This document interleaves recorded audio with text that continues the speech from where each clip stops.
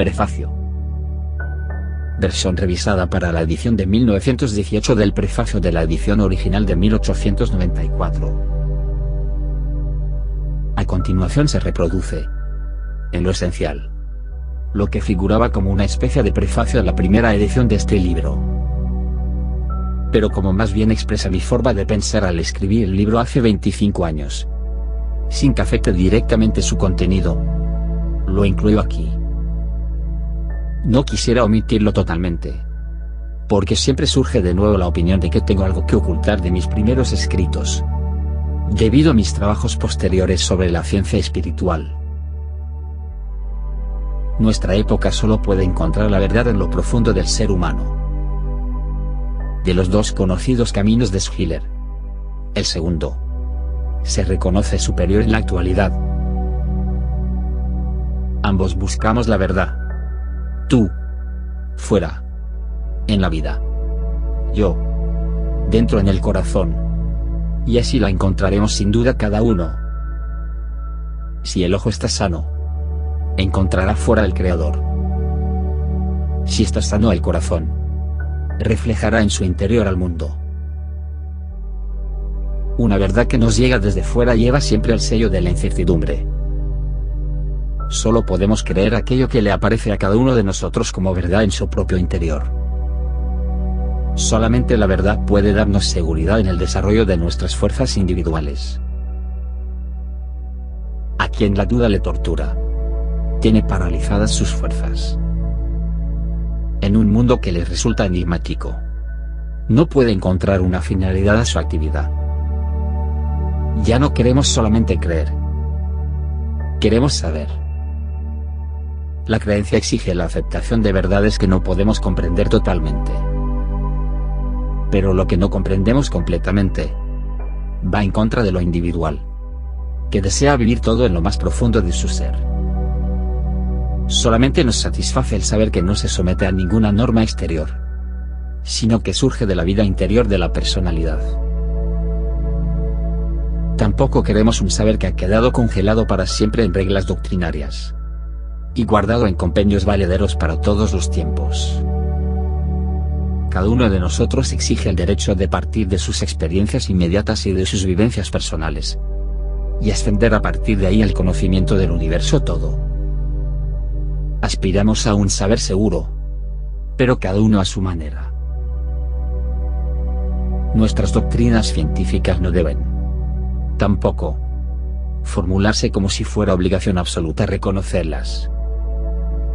Actualmente, nadie daría a un escrito científico un título como el de Fichte. Exposición diáfana para el público general sobre la verdadera naturaleza de la filosofía moderna. Un intento de hacer comprenderla al lector. Hoy en día nadie debe ser forzado a comprender. No exigimos ni reconocimiento, ni acuerdo, de quien no tenga una necesidad especial e individual de formarse una opinión. Ni siquiera al ser humano inmaduro, al niño, queremos ya inculcarle conocimientos, sino que intentamos desarrollar sus facultades para no tener que forzarle a comprender, sino que quiera comprender. No me hago ninguna ilusión con respecto a esta característica de mi tiempo. Sé cuánto formalismo impersonal existe, y se generaliza. Pero sé también que muchos de mis contemporáneos intentan dirigir su vida en el sentido indicado. A ellos quisiera dedicar este libro. No pretende indicar el único camino posible hacia la verdad, sino describir aquel que ha tomado uno que aspira a la verdad. Este libro conduce, primero, a campos abstractos, donde el pensar ha de trazar contornos precisos para poder obtener posiciones seguras. Pero a partir de los conceptos áridos, se conduce al lector también a la vida concreta. Estoy convencido de que también es necesario elevarse a la región etérea de los conceptos, si se quiere experimentar la existencia en todos sus aspectos.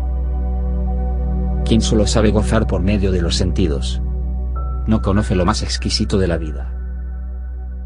Los maestros orientales hacen llevar a sus discípulos una vida ascética y de renuncia durante años, antes de impartirles su propia sabiduría. El Occidente ya no exige ejercicios de devoción, ni una vida ascética para acceder a la ciencia, pero sí la voluntad sincera de sustraerse durante un breve tiempo a las impresiones inmediatas, y entregarse a la esfera del pensar puro. Las esferas de la vida son muchas. Para cada una se ha desarrollado una ciencia específica. La vida misma, sin embargo, es una unidad. Y cuanto más intentan las ciencias profundizar en campos concretos, más se alejan de la visión del universo como un todo vivo. Tiene que haber un conocimiento que busque en las distintas ciencias los elementos que conduzcan al hombre una vez más a la plenitud de la vida. El especialista científico desea obtener, por medio de sus conocimientos, una conciencia del mundo y de sus procesos. El objeto de este libro es filosófico. La ciencia misma debería llegar a ser orgánica y viva. Las distintas ciencias son pasos preliminares de la ciencia, a la que se intenta llegar aquí. Una relación similar domina en las artes. El compositor trabaja sobre la base de la teoría de la composición. Esta se compone de una suma de conocimientos, cuyo dominio es condición imprescindible para componer. Al componer, las leyes de la teoría de la composición se emplean al servicio de la vida, de la verdadera realidad. Exactamente en el mismo sentido es la filosofía un arte. Todos los verdaderos filósofos fueron artistas del pensar. Para ellos las ideas humanas fueron su material artístico, y el método científico su técnica artística. El pensar abstracto adquiere así vida concreta, vida individual. Las ideas se convierten en potencias de la vida. No tenemos entonces solamente un conocimiento de las cosas, sino que convertimos el conocimiento en un organismo real que se gobierna a sí mismo. Nuestra verdadera conciencia activa se eleva así sobre la mera recepción pasiva de verdades. ¿Cómo se relaciona la filosofía como arte y la libertad del hombre? ¿Qué es la libertad? Y si participamos o podemos llegar a participar de ella. Esta es la cuestión principal de este libro. Todas las demás consideraciones científicas solo aparecen aquí porque, en último término, aclaran aquellas cuestiones que, en mi opinión, atañen más directamente al hombre. En estas páginas se ofrece una filosofía de la libertad.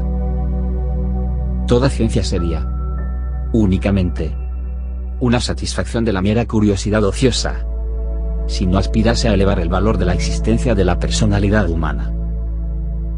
Las ciencias solo adquieren verdadero valor al exponer la importancia de sus resultados para el ser humano. El objetivo último del individuo no puede ser el ennoblecimiento de una facultad específica del alma, sino el desarrollo de todas las facultades latentes en nosotros. El conocimiento solo tiene valor si contribuye al desarrollo de todas las facultades de la naturaleza humana total. Este libro, por tanto, no concibe la relación entre la ciencia y la vida, de tal manera que el hombre haya de someterse a la idea y poner sus fuerzas a su servicio, sino en el sentido que domine el mundo de las ideas, con el fin de utilizarlo para sus fines humanos que trascienden los meramente científicos. El hombre tiene que ser capaz de enfrentarse a la idea, vivenciándola. Si no, cae bajo su esclavitud. Prefacio para la nueva edición de 1918. Todo cuanto en este libro se discute, va dirigido hacia dos cuestiones fundamentales de la vida anímica humana. Una es si existe la posibilidad de concebir la entidad humana, de tal manera que se muestre como fundamento de todo lo que le llega al hombre a través de la experiencia personal, o de la ciencia, pero que siente que no es explicable por sí mismo, y que la duda y el juicio crítico podrían conducirle a la esfera de lo incierto. La otra cuestión es: ¿puede el hombre, como ser volitivo, atribuirse la libertad? ¿O Es esta solo una ilusión que surge en él, porque su mirada no percibe los hilos de la necesidad que mueven su voluntad. ¿Cómo ocurre con cualquier fenómeno de la naturaleza? No es una trama de conceptos artificiales lo que provoca esta pregunta. Surge de manera natural ante el alma en determinado estado. Y uno siente que, al alma humana, le faltaría algo de su verdadero ser si no llegara a poner ante sí, con la mayor seriedad, las dos posibilidades: libertad o necesidad de la voluntad. En este libro se intenta mostrar que las experiencias del alma, que provoca la segunda cuestión en el hombre, dependen del punto de vista que sea capaz de adoptar frente a la primera. Se intentará demostrar que sí existe una concepción de la entidad humana, sobre la que puede basarse el resto del conocimiento.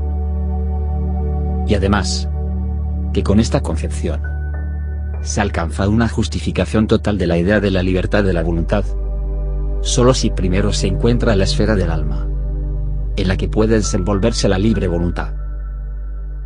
La concepción a la que nos referimos, en relación con estas dos cuestiones, es tal que, una vez asimilada, puede convertirse en parte integrante de la misma vida anímica activa. No se dará una respuesta teórica que, una vez asimilada, quede como mera convicción guardada en la memoria. Para el modo de pensar sobre el que se basa este libro, una respuesta así sería solamente una contestación aparente. No se da una respuesta final y cerrada, sino que se apunta a una esfera de la vida anímica en la que la actividad interior del alma misma da, en todo momento en que el hombre lo necesite, una respuesta viva y siempre renovada a su pregunta. ¿A quién descubre la esfera del alma en la que se desenvuelven estas cuestiones? La contemplación verdadera de esta esfera le proporciona lo que necesita para la comprensión de estos dos enigmas de la vida. Y con el conocimiento que adquiere puede adentrarse más profundamente en el enigma de la vida, según la necesidad y el destino le motiven. Con todo ello, creo que queda demostrado que existe de hecho un conocimiento que prueba su justificación y validez por su propia vida, y por su afinidad con toda la vida anímica del hombre. Así es como concebí el contenido de este libro al escribirlo hace 25 años. También, hoy tengo que volver a escribir estas frases si quiero caracterizar los principales objetivos de este libro. En la primera versión de entonces, me limité a no decir más que aquello que en el sentido más estricto se relaciona con las dos cuestiones fundamentales. Si alguien se extraña de que en este libro no se encuentre ninguna referencia al campo de las experiencias espirituales descritas en mis libros posteriores, debe tener presente que no era entonces mi intención dar una descripción de los resultados de la investigación espiritual, sino que primero quise poner el fundamento sobre el que pueden basarse tales resultados.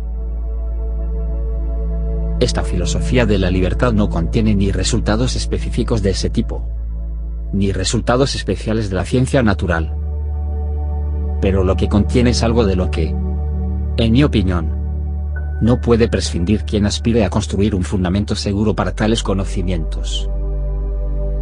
Lo que se dice en este libro puede ser aceptable, incluso para aquellas personas que por motivos personales nos interesan por los resultados de mi investigación espiritual.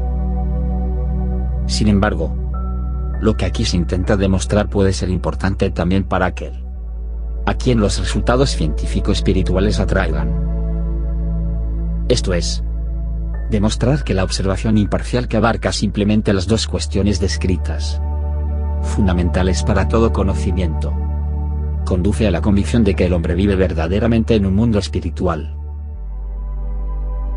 En este libro se intenta justificar el conocimiento del mundo espiritual antes de entrar en la experiencia espiritual. Y esta justificación se expone de tal manera que, para encontrar aceptable lo que aquí se dice, no es necesario hacer referencia a lo largo de la exposición a experiencias, cuya validez es mostrado más tarde, siempre que uno quiera o pueda seguir el desarrollo de estas exposiciones. Por lo tanto, me parece que este libro, por un lado, ocupa un lugar completamente independiente de mis escritos esencialmente científico-espirituales, y por otro, que se haya estrechamente vinculado con ellos. Todo esto me ha inducido ahora, después de 25 años, a volver a publicar el contenido de este libro, sin introducir casi ningún cambio en lo esencial. Solo he añadido suplementos a un número de capítulos. Las experiencias que he tenido con respecto a interpretaciones erróneas de mis ideas han hecho que me parecieran necesarias dichas ampliaciones. Solo he cambiado lo que me ha parecido que no estaba expresado con suficiente claridad hace 25 años. Solamente alguien malintencionado lo interpretaría como un cambio en mi convicción fundamental. El libro está agotado desde hace muchos años. A pesar de que, como se desprende de lo dicho anteriormente, me parece que hoy debe decirse sobre los problemas mencionados lo mismo que hace 25 años. He dudado durante largo tiempo sobre la preparación de esta nueva edición. Me preguntaba si en ciertos pasajes no debería discutir las numerosas ideas filosóficas que han aparecido desde la primera edición de este libro. La dedicación a las investigaciones puramente espirituales en los últimos tiempos me ha impedido hacerlo en la forma que hubiera deseado. Pero después de ocuparme detenidamente con el trabajo filosófico de nuestro tiempo, me he convencido de que, por más interesante que pudiera ser una discusión de este tipo, no debe incluirse dentro del contenido de mi libro. Sin embargo, lo que me ha parecido necesario decir sobre las nuevas corrientes filosóficas, desde el punto de vista de la filosofía de la libertad, se encuentra en el segundo tomo de mi obra Enigmas de la Filosofía. Rudolf Steiner. Abril 1918.